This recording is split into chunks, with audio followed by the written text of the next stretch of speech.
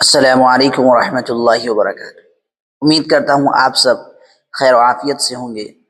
آج ہم ایک نہایت عظیم اور مبارک عنوان پر گفتگو کریں گے، قرآن و سنت سے معلم کی عظمت، استاذ کی عظمت۔ یاد رکھیں، استاذ وہ ہستی ہے جو انسان کے دل و دماغ اور کردار کو روشنی عطا کرتی ہے۔ دنیا میں اگر کوئی رتبہ نبوت کے قریب ترین ہے تو وہ معلم کا رتبہ ہے، وہ استاذ کا رتبہ ہے، کیونکہ نبی بھی معلم تھے۔ اللہ تبارک و تعالی نے خود معلم ہونے کو اپنی صفت قرار دیا ہے۔ علم الانسان ما لم یعلم، یعنی اللہ نے انسان کو وہ سکھایا جو وہ نہیں جانتا۔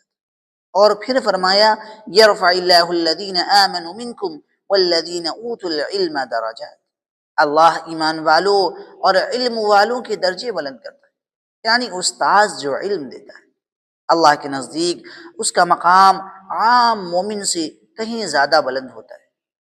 قرآن دیکھیے، قرآن کریم نے علم کو عزت کی بنیاد بتایا، اور علم یعنی استاذ وہ ہے جو دوسروں میں بانٹتا ہے۔ نبی کریم صلی اللہ علیہ وسلم نے اپنے لیے فرمایا انما بعثت معلما، مجھے معلم بنا کر بھیجا گیا، مجھے ٹیچر بنا کر بھیجا گیا، یعنی تعلیم دینا نبی صلی اللہ علیہ وسلم کا سب سے بنیادی منصب تھا۔ نبی صرف احکام نہیں سناتے تھے، بلکہ مثال، کردار اور عمل سے سکھاتے تھے۔ ایک مرتبہ آپ صلی اللہ علیہ وسلم نے زمین پر لکیر کھینچی، فرمایا یہ اللہ کا سیدھا راستہ ہے۔ پھر دائیں بائیں لکیریں کھینچ کر فرمایا یہ وہ راستے ہیں جن پر شیطان بلاتا ہے۔ یہ تھا آپ کا بصری انداز، یعنی سمجھانا، دکھانا اور دل میں اتار دینا۔ آپ صلی اللہ علیہ وسلم صرف معلم نہیں تھے، محبت کرنے والے تھے۔ حضرت معاویہ بن حکم رضی اللہ عنہ فرماتے ہیں میں نے نبی جیسا معلم نہ اس سے پہلے نہ بعد میں دیکھا، نہ آپ مارنے والے تھے نہ جھڑکنے والے، بلکہ محبت سے سمجھانے والے تھے۔ یہی وہ تعلیم کا رنگ تھا جس نے صحابہ کرام کو دنیا کے بہترین انسان بنایا۔ جو شخص بچوں کو قرآن کریم سکھاتا ہے وہ دراصل امت محمدیہ کی خدمت کر رہا ہے۔ حضرت علی رضی اللہ عنہ فرماتے تھے جس نے مجھے ایک حرف سکھایا میں اس کا غلام بن گیا۔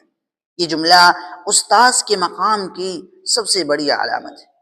دیکھیے، یہ وہ لوگ تھے جو علم کے سامنے جھکتے تھے، اور آج بعض لوگ علم دینے والے کو معمولی سمجھتے ہیں، حالانکہ جس کے ہاتھ میں قلم ہے وہی قوم کا مستقبل لکھ رہا ہے۔ امام شافعی رحمہ اللہ فرمایا کرتے تھے اگر علماء نہ ہوتے تو لوگ جانوروں جیسے ہو جاتے۔ حضرت امام غزالی رحمہ اللہ نے لکھا ہے استاذ روحانی باپ ہوتا ہے، جسمانی باپ تو تمہیں دنیا دیتا ہے، مگر روحانی باپ تمہیں جنت کا راستہ دکھاتا ہے۔ یہی وجہ ہے کہ بزرگان دین اپنے اساتذہ کی جوتیاں سیدھی کرتے تھے، ان سے دعائیں لیتے اور ان کے آگے اونچی آواز میں بات نہ کرتے۔ نبی صلی اللہ علیہ وسلم نے فرمایا تم میں سے سب سے بہترین شخص وہ ہے جو قرآن کریم کو سیکھے اور سکھائے، یعنی سکھانے والا اللہ کے نزدیک سب سے بہترین انسان ہے۔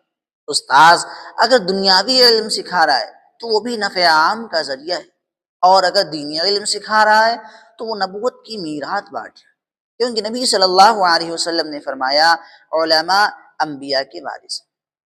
استاذ روز صبح اٹھتا ہے، اپنی تھکن، اپنی مشکلات بھلا کر، اپنی فکروں کو بھلا کر دوسروں کے بچوں کو تعلیم دیتا ہے۔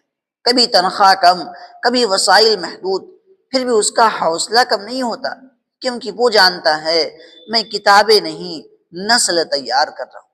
یہی وجہ ہے کہ امام اعظم ابو حنیفہ رحمہ اللہ، امام مالک رحمہ اللہ اور امام بخاری جیسے لوگ اپنے اساتذہ کے ناموں پر فخر کرتے تھے۔ حضرت سفیان ثوری رحمہ اللہ کہا کرتے تھے اگر استاذ نہ ہوتے تو ہم تاریکی میں بھٹکتے رہ جاتے۔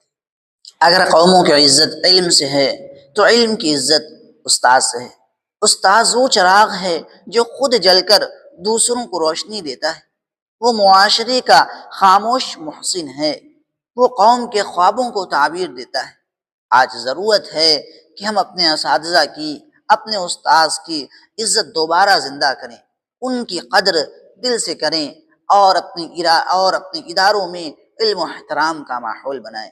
اللہ تبارک و تعالی ہمارے تمام معلمین کو اجر عظیم عطا فرمائے، ان کی زبانوں میں اثر، علم میں برکت اور شاگردوں میں عمل کی توفیق عطا فرمائے۔ اگر یہ پیغام آپ کو مفید لگا ہو تو اسے اپنے دوستوں، اساتذہ اور طلبہ کے ساتھ ضرور شیئر کریں، تاکہ علم اور احترام کی روشنی ہر دل تک پہنچے۔